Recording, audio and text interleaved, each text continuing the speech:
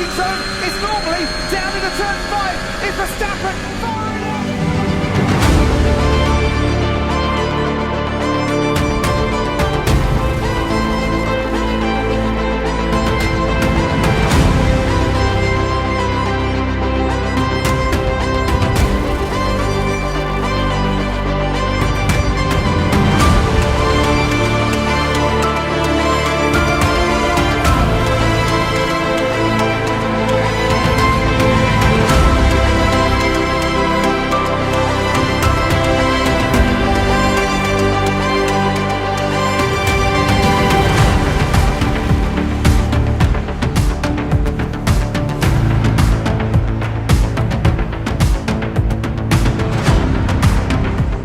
За юу болсон манайхаа тал ус ирж байгаа бол мэдээ заавал Монзагаар орохгүй бол алдсан болох бах. Тэгээд ямар ч энэ удаа Монза дээр нэг боломж байвал нэг уралдааны машинаар гоё ингэдэг тойрох гэдэг үзье.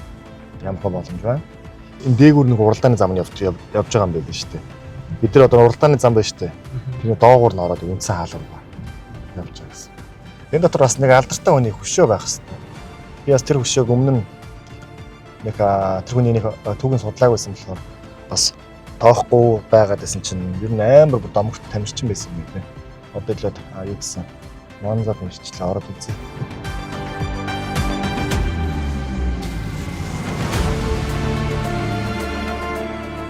Алдарт нөө Энзо Феррари байна шүү дээ.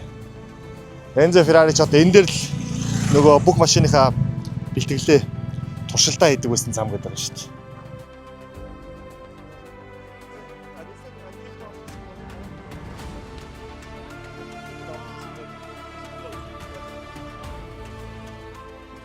Энэ дуул нь юу юм бэ лээ? Хүний нэг 1000-аас 2000 евро төлөөд Ferrari ч юм уу, Porsche ч юм уу хүссэн машинаа ерөөдөө тодорхой хэмжээний сургалтанд суугаад тэгээ тойроод явах боломжтой юм байлаа. Тэгээд тэгсэн өнөөдөр богино зан гүйлтэ тэмцээн болж байгаа болохоор евроны байдлаар машины талаарх нэг ивэнтүүд хийхгүй байгаа гинэ. Уул нь хагасаа бүтсэн заавал тийм ивэнт өдөр болгон байт юм байлээ л дээ. Тэгээд найдад хүрдэрсэн чинь жоохон фейлдчихлээ. Гэтэ яг уу бид нар одоо нэг 2:30-аас уралдааны замаар туринг хийж алхах бол машинтай нэг зүгээр нэг юм аял маягаар явах боломжтой байна. Тэгэхээр хэдүүл ямаас тэр нь үзье тий.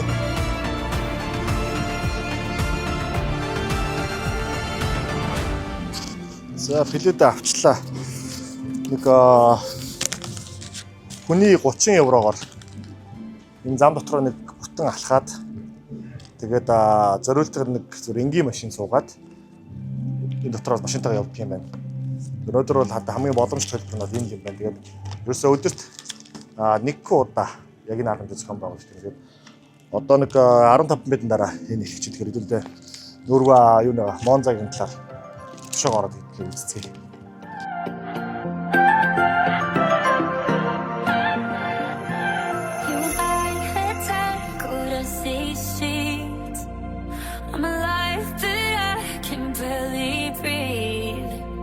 With your arms around me, it feels like I'm drowning.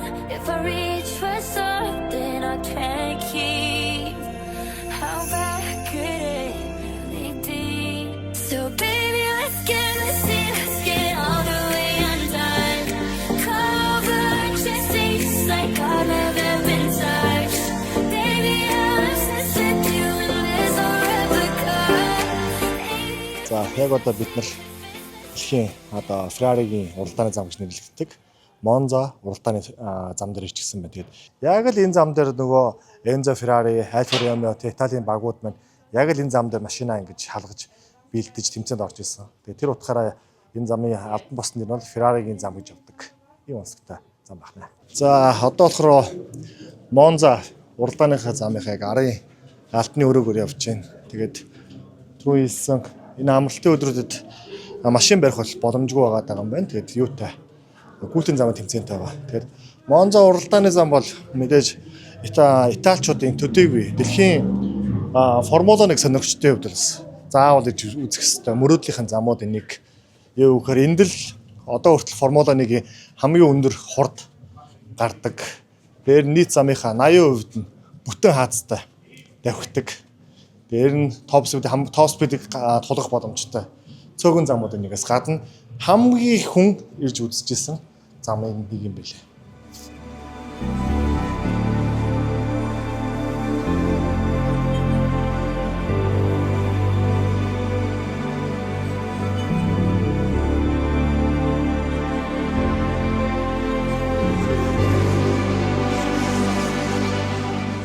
(1922) онд Италичууд маань өөрсдөө үндэсний уралдааны зам болох Монза уралдааны замыг хамгийн их байгуулсан.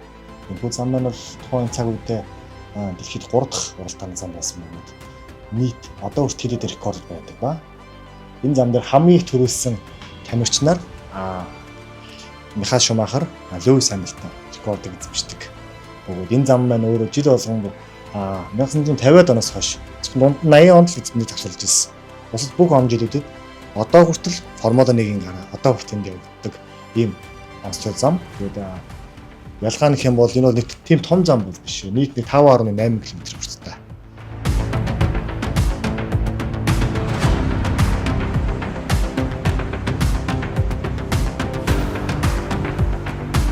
За бид нар яг одоо болохоор Монза уралдааныхаа замынхаа хамгийн чухал буюу арай албаны өрөөнд ирчихсэн байгаа тийм. Тэгээд энд болохоор нийт 30 гаруй дэлгэц байршаад хамгийн урд хэсгээр нь энэхүү уралдааны замын дарга буюу уралдааны зохион байгуулагч суудаг байна.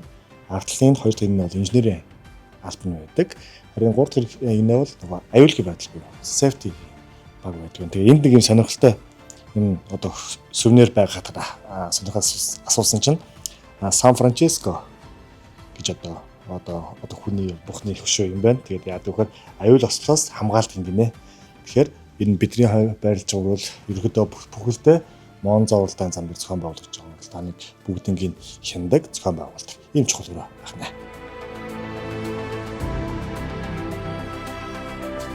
Миний ард байрлаж байгаа энэ байрлал болохоор ямар байрлал гэсэн чинь анх Монза уралдааны зам хамгийн анх байгуулагдаж хахад тамирчдын pit stop буюу нөгөө досоод машинаа биелдэг сервис хийдэг тэр гаражууд нь байсан юм.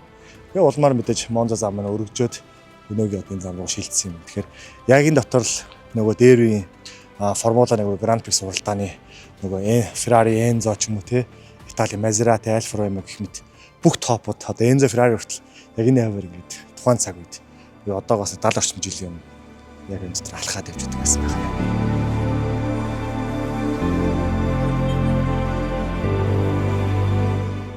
За Монзагийн уралдааны зам дээр энэ эрхмийн хөшөө байгаад байсан. Тэгээд 1950-ад онд өмнө хэлжсэн нөгөө хэний машин уралдаанд төрүүлнэ тэрний машины бордуулалт маш брендийн нэр амар өндөрт гардаг байсан гэд өмнө ярьжсэн шүү дээ. Тэгвэл 1950 оны Формула 1 үед тухайн Гранд Прикс уралдааны босон авраг. Дээр нь одоо хүртэл дэлхийн хамгийн хөгшин буюу 46 настай хүртэл Формула 1 төрүүлж ирсэн.